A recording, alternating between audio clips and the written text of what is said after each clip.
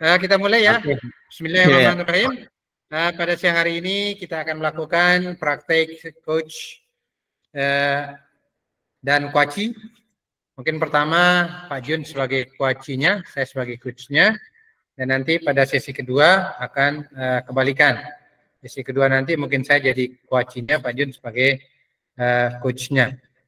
Baik, ya, kita memulai aja Pak Jun ya, walaupun kita setiap hari mungkin ketemu, tapi dalam hal ini kita diamanatkan untuk praktek, seolah-olah kita ini tidak saling kenal, mungkin begitu Pak Jun ya.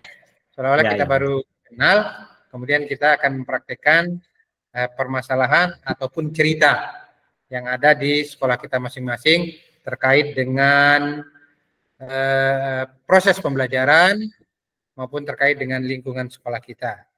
Jadi silakan Pak Jun. Namun saya izin dulu Pak Jun, saya mau tutup pintu dulu biar enggak keluar suaranya ya. Oke. Bentar.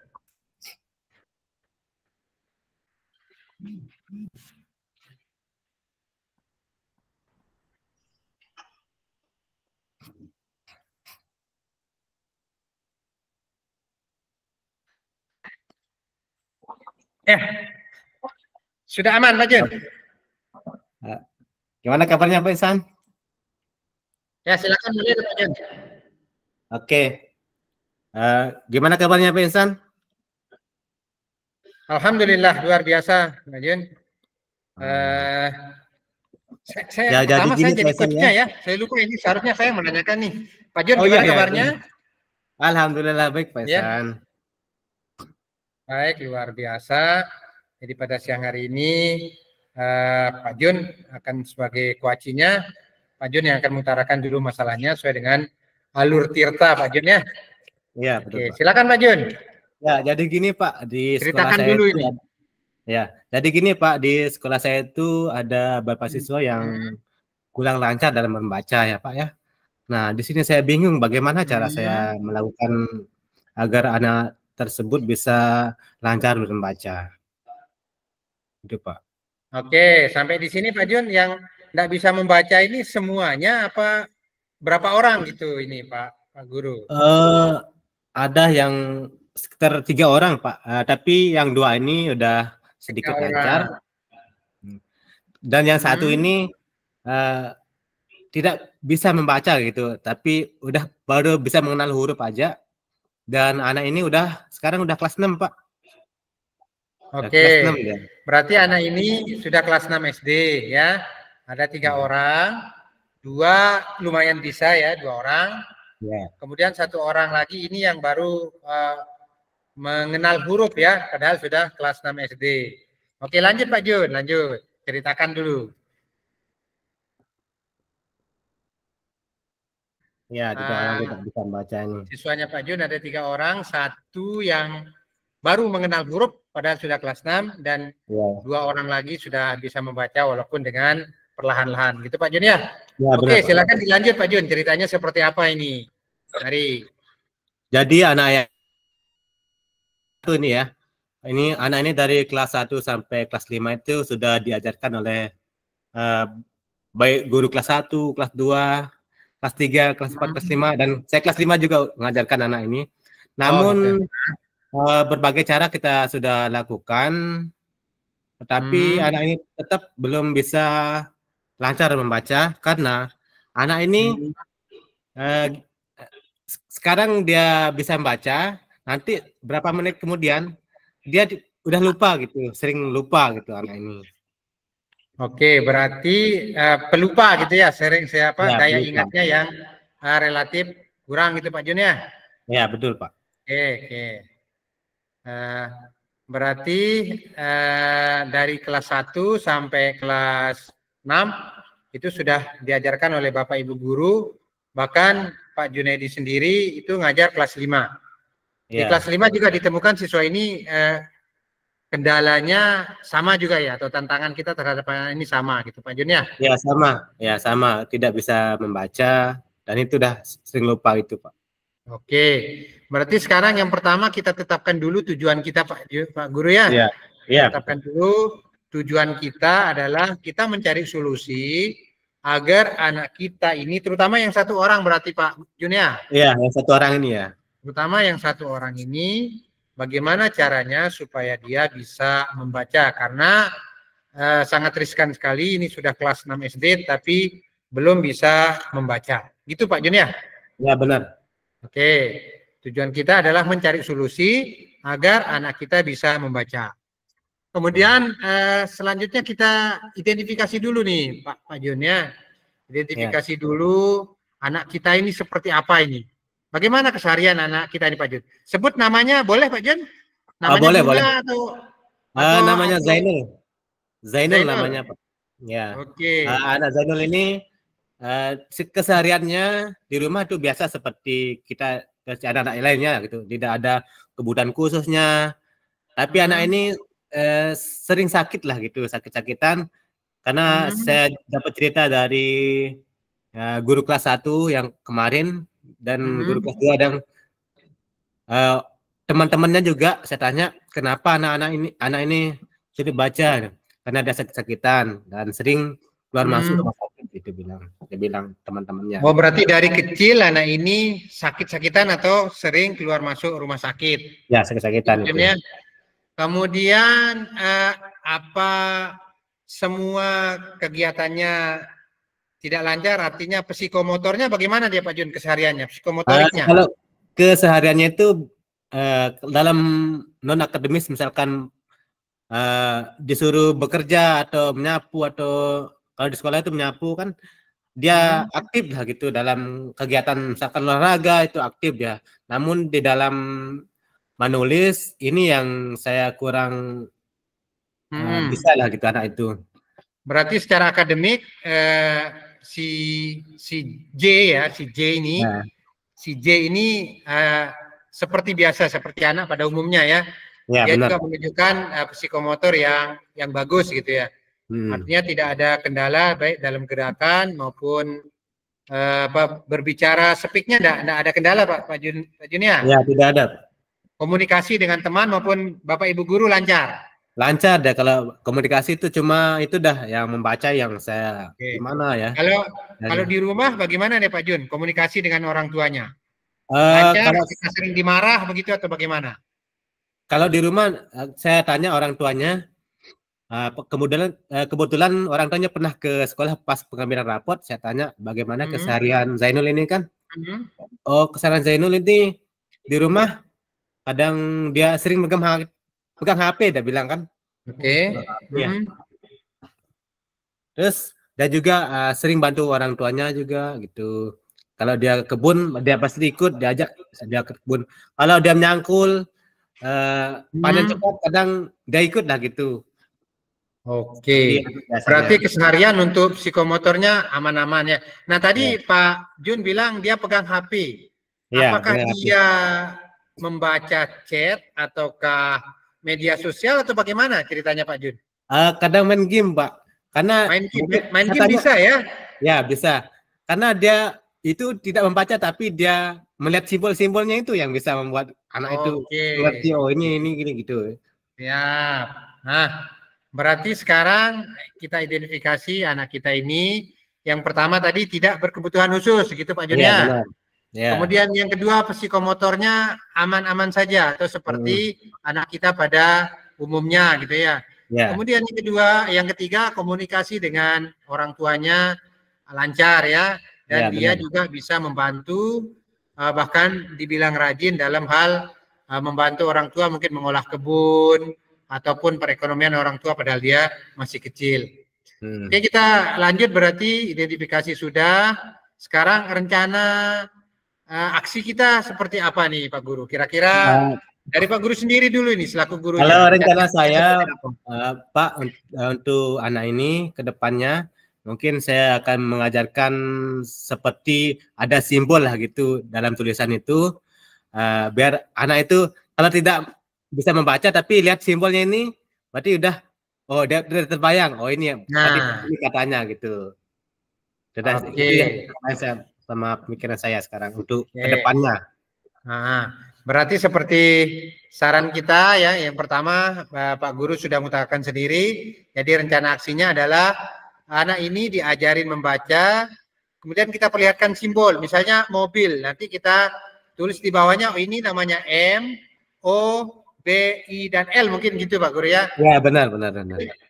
Permainan yang anak-anak suka sekarang mungkin Mobile Legend ya. Ya, Mobile Legend itu gitu ditulis lah. di bawahnya, Ya. gitu ya. Berarti pembelajaran dengan dengan hobinya anak tersebut gitu Pak Guru ya. Ya, benar Pak. Kemudian yang kedua mungkin pernah dilakukan enggak pembelajaran multisensorik Pak Guru? Artinya melibatkan sensor-sensor yang lain. Belum pernah. Mungkin dengan kesenangan dia main game, tapi sekarang mungkin juga dia dengan video, audio mungkin Pak Guru ya, dengan video yang seperti tadi Mobile Legend, tapi juga di situ masukkan audio-audio yang bisa membangkitkan semangat anak itu untuk bisa membaca. Itu saran sih Pak Guru ya. Oh iya. Yang sudah saya lakukan di kelas itu, saya biasanya kan saya tampilkan di LCD gitu kan.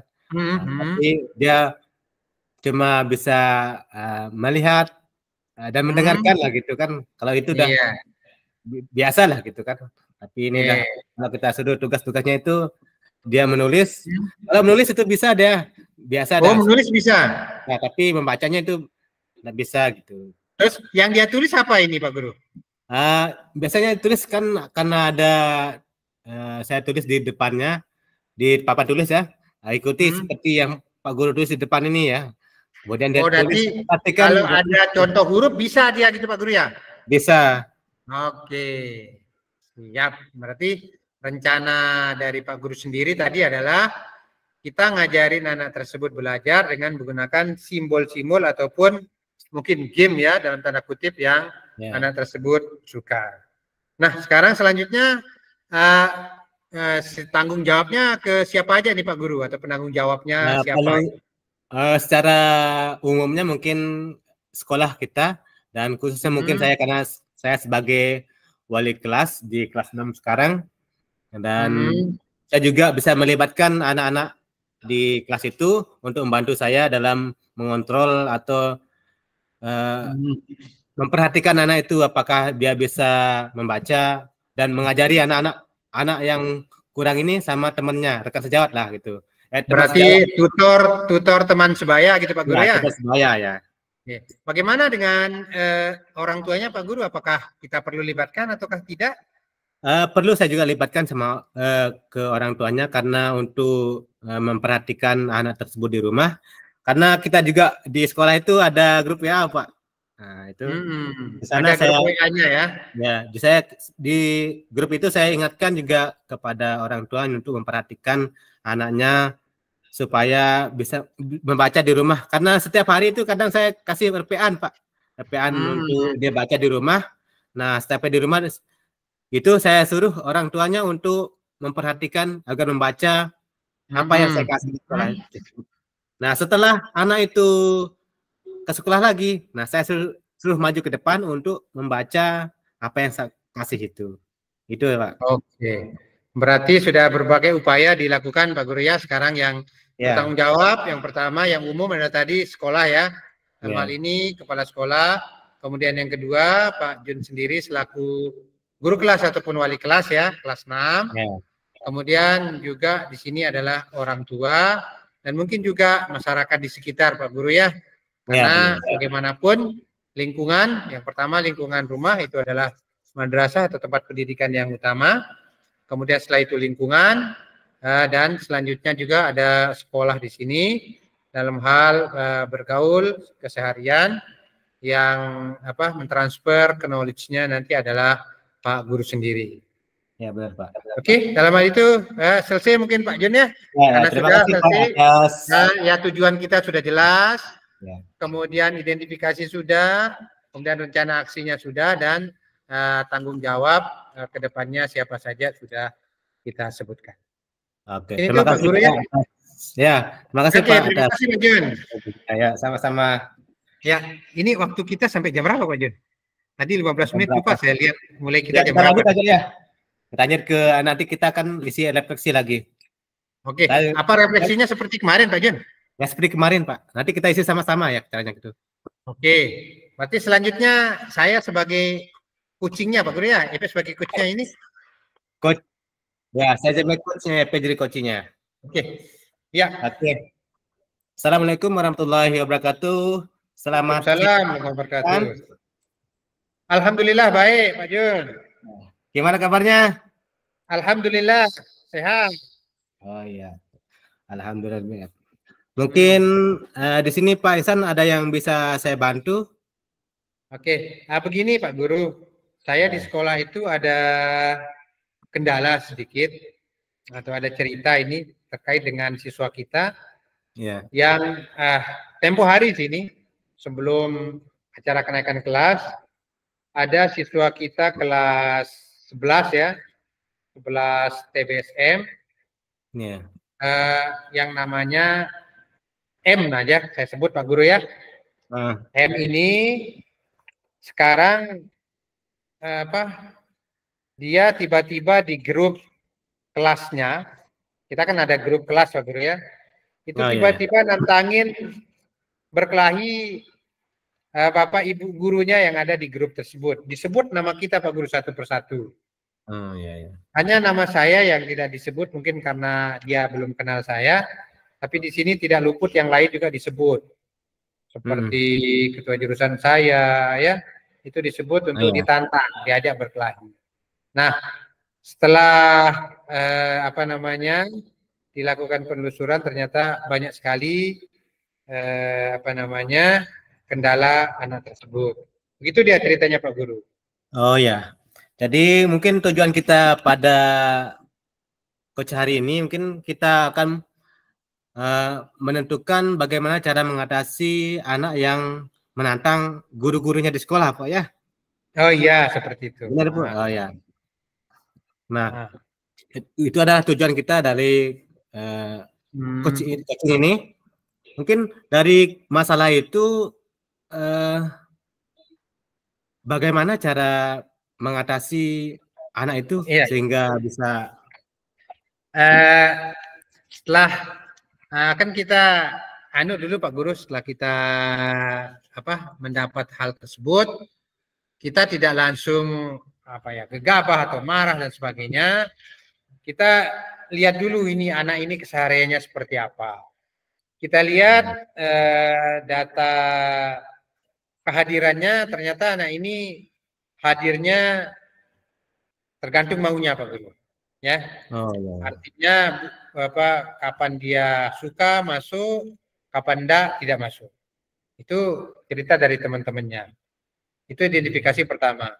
Kemudian yang kedua kita telusuri kondisi anak ini saat melakukan pengancaman maupun ajakan untuk berkelahi itu, teman-temannya bilang saat itu dia dalam kondisi mabuk, ya, mabuk miras. Kemudian kita telusuri lagi, kenapa anak ini bisa mabuk miras? Ternyata ceritanya luar biasa. Anak ini adalah dalam tanda kutip, kalau kita bilang dia adalah korban dari orang tuanya. Karena pertama gini Pak Guru, dia tinggal dengan neneknya, ya. Kemudian tinggal di rumah yang kamar ya, bukan rumah itu seperti kos-kosan, ya, mungkin kamar yang 2 kali 2,5 mungkin atau 3 kali 2 mungkin kamarnya itu, tinggal dengan ibunya. Kemudian ibunya cerai sama bapaknya, ibunya kawin lagi dan bapaknya juga kawin lagi. Nah, untuk kebutuhan sehari-hari ternyata anak ini hanya dari nenek maupun bibi ataupun kakaknya. Dan itu pun neneknya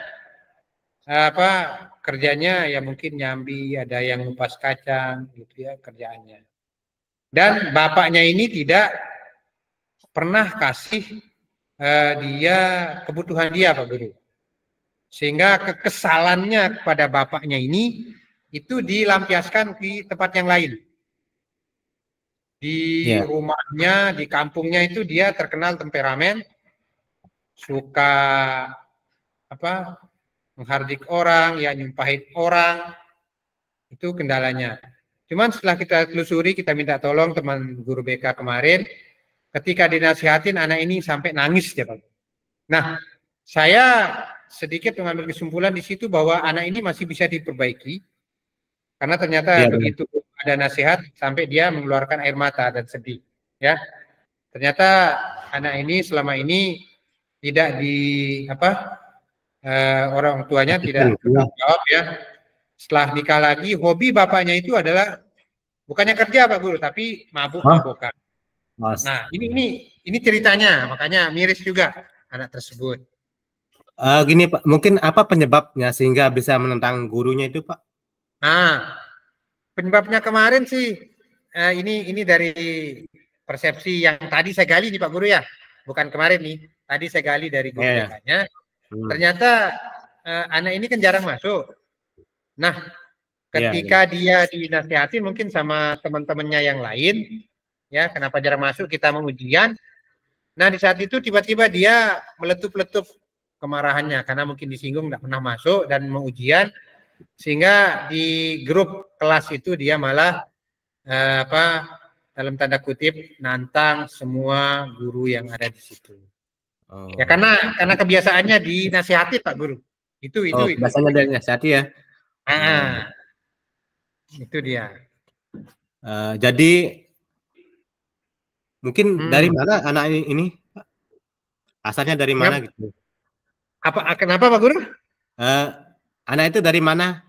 Oh ya, asalnya dari sekitar sekolah, Ganggil lah Pak Guru, dari sini. Kalau jarak dari sekolah ke rumah ya sekitar berapa ya? 2 kilo lah Pak Guru. Iya. Kalau 2 kita kilo lihat itu kurang mungkin. Ya lebih kecil dari 2 kilo lah mungkin. Jarak dari sekolah ke rumahnya. Dan dia tinggal sama neneknya Pak Guru. Ya. Kalau kita lihat dari jarak rumah dari sekolahnya mungkin anak itu bisa rajin ya Pak ya? Iya, seharusnya bisa rajin. Faktor lain dah yang mengakibatkan anak tersebut tidak masuk sekolah. Jadi dari anak tersebut yang suka tidak masuk sekolah, yang suka menantang gurunya, itu bagaimana solusinya dari Bapak Ibu guru di sekolah Pak? Oke, rencana aksi kita kemarin Pak Guru ya, kita akan melibatkan ada tokoh masyarakat juga kita libatkan karena ada di sini guru sekaligus dia tokoh masyarakat. Kemudian ada guru BK yang kita minta tolong untuk menggali-gali informasi. Dan tadi juga saya ketemu sama guru BK tersebut, dia menceritakan banyak. Ternyata kronologi anak ini ya memang kita anggap dia sebagai korban karena orang tuanya setelah kawin lagi, bahkan kawinnya bukan hanya sekali Pak Guru, tapi berkali-kali dia kawin orang tuanya, dan perlakuan terhadap anak-anaknya itu juga seperti itu. Nah, di samping kamarnya anak kita ini, dia di situ tinggal ibu tirinya yang sekarang. Nah, ibu tirinya ini tidak berani negur dia Pak Guru, misalnya silakan bangun untuk sholat, untuk sekolah, tidak berani karena setiap dia ngomong dia akan sumpah serapah Pak Guru ke ibu tirinya. Nah, setelah digali-gali, ternyata kekecewaan terhadap bapaknya itu yang keluar Pak Guru. Kekecewaan terhadap bapaknya. Nah, setelah kita telusuri juga, ternyata bapaknya ini juga perlakuannya kepada masyarakat juga di luar kebiasaan. Artinya hobinya mabuk, kemudian di situ dia urak-urakan ya di kampungnya tersebut. Sehingga ini juga menjadi contoh untuk anaknya itu. Iya, ya benar Pak. Kita tanya kenapa kamu mabuk misalnya. Bapak saya juga mabuk Pak, dia bilang itu. Bapak saya juga sering mabuk. Makanya saya ikut mabuk, dia bilang itu. Nah, kalau dari potensi dia luar biasa nah ini Pak Guru. Kalau dari potensinya dia bisa kok, dia cerdas dalam hal praktek permesinan tuh bisa dia Pak Guru. Oh ya. Cuman kendalanya hanya itu. Jadi rencana aksi kita nasihatin, kita dekati dari hati ke hati karena kita yakin anak ini adalah korban. Kemudian kita selamatkan. Dan tadi juga kita berbicara dengan guru BK, ternyata yang awalnya kemarin itu kita minta pindah, ternyata dia tidak mau pindah Pak Guru. Dia tidak mau pindah. Dia bilang pokoknya saya mau di sini gitu sambil berbicara keras. Namun setelah dia tahu yang berbicara adalah kepala sekolah, baru dia turunkan nada suaranya. Tapi dia tidak naik kelas kemarin Pak Guru, artinya dia tertahan di kelas 2. Gitu Pak Guru. Ya, Pak, dari rencana aksi itu siapa-siapa yang akan Bapak libatkan dari rencananya itu? Nah, yang jelas penanggung jawabnya nanti adalah yang pertama kepala sekolah, karena dalam hal ini kita tidak berani Pak Guru, artinya kita juga diintip ini oleh LSM maupun Komisi Perlindungan Anak Pak Guru. Karena banyak-banyak kasus ini sehingga kita mengambil langkah yang cukup hati-hati. Jadi anak ini tidak bisa lanjut kelas, cuman dia di kelas 2 sambil kita untuk berusaha memperbaiki. Kemudian yang bertanggung jawab selanjutnya adalah guru BK, kemudian wali kelasnya juga, dan terutama kita semua, Pak. Artinya kita, teman-teman guru juga dilibatkan bagaimana pendekatan dari hati ke hati untuk anak ini. Dan untuk orang tuanya kita mungkin bisa minta tokoh masyarakat, karena kalau kita mungkin salah sasaran, nanti bisa-bisa kita baku hantam dengan orang tuanya karena kepribadian yang cukup luar biasa di daerahnya dia tersebut. Mungkin seperti itu dia. Ya, jadi udah rencana aksinya itu semoga nanti pas aksinya berjalan dengan lancar Pak ya. Oke, terima kasih mungkin dari hari ini kita akan melakukan rencana itu dan mungkin besok-besok kita akan melakukan aksinya. Semoga apa yang kita rencanakan pada siang hari ini bisa terlaksana pada besok-besoknya ya. Sehingga anak itu bisa tidak menantang gurunya lagi dan juga bisa masuk sekolah seperti teman-teman yang lain dan rajin. Terima kasih atas terima kasih juga Pak Guru. Nah, ini kita berbagi cerita. Assalamualaikum warahmatullahi wabarakatuh. Waalaikumsalam warahmatullahi wabarakatuh.